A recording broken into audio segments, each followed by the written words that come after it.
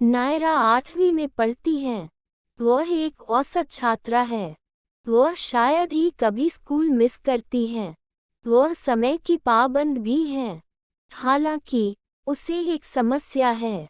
उसके साथ समस्या यह है कि वह रोज स्कूल पहुंचते ही घंटे गिनने लगती है, घर जाने के लिए उत्सुक। ऐसा इसलिए नहीं है क्योंकि उसे स्कूल और पढ़ाई पसंद नहीं है। उसे सब कुछ बहुत पसंद है। हालांकि वह हर रोज सुबह की सभा, अवकाश, दोपहर के भोजन के अंतराल और दोपहर के अवकाश से डरती है। क्यों? खैर, इसके कई कारण हैं। सबसे पहले, वह स्कूल में नई है क्योंकि उसके पिता के स्थानांतरण के कारण वे हाल ही में इस शहर में स्थानांतरित हुए हैं। दूसरे, वह हमेशा एक शर्मीली बच्ची रही है, ज्यादातर समय अलग रहना पसंद करती है।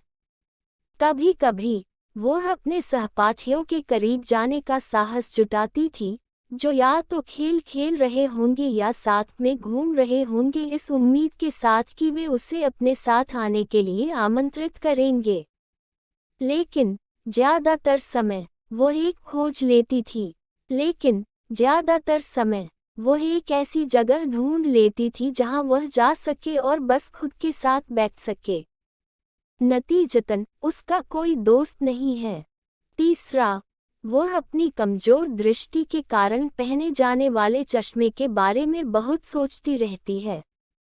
वह अपने पूरे चेहरे पर होने वाले मुहांसों के बारे में भी सोचती रहती है। ये सभी कारण नायरा के उद्देश्य को इस अर्थ में मदद नहीं करते हैं कि अन्य छात्र उसके साथ दोस्ती करने के लिए उत्सुक नहीं हैं। हर रोज अवकाश की घंटी बजने पर वह बुरी तरह उदास हो जाती है।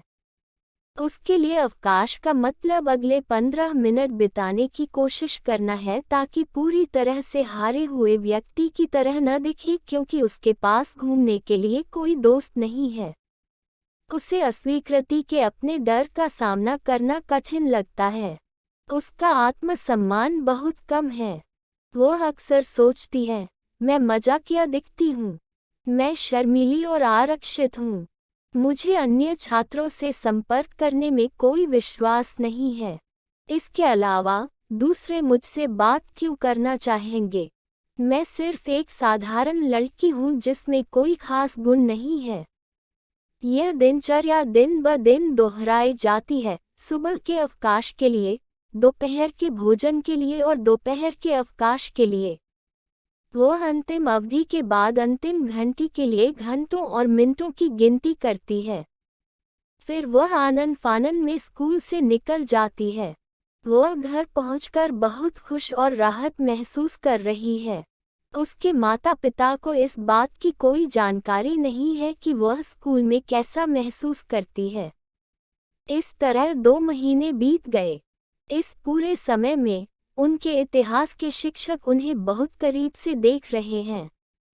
एक दिन लंच इंटरवल के दौरान वह उसे बुलाती है और कहती है, प्रिय, मुझे पता है कि तुम आत्मसम्मान में कम हो। तुम्हें लगता है कि तुम किसी काम के नहीं हो। तुम्हें लगता है कि तुम सुंदर नहीं हो। तुम्हें लगता है कि तुम्हारे पास कोई खास गुण नहीं। यही वजह है कि कोई आपसे दोस्ती नहीं करना चाहता। बहरहाल, मामला यह नहीं। जरा सोचिए, अगर आपकी कोई कीमत नहीं होती तो भगवान आपको धरती पर न भेजते। आप यहाँ हैं, इसका मतलब यह है कि आपके जन्म के पीछे कोई उद्देश्य है।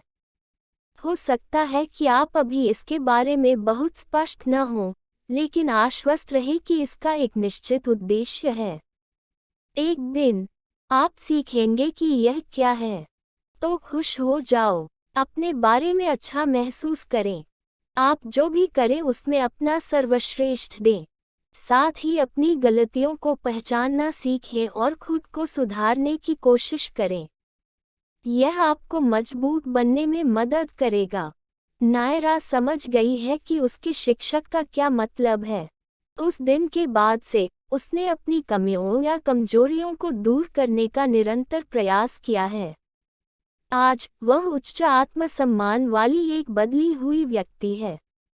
और वह इसके लिए अपने इतिहास के शिक्षक का बहुत एहसानमंद है।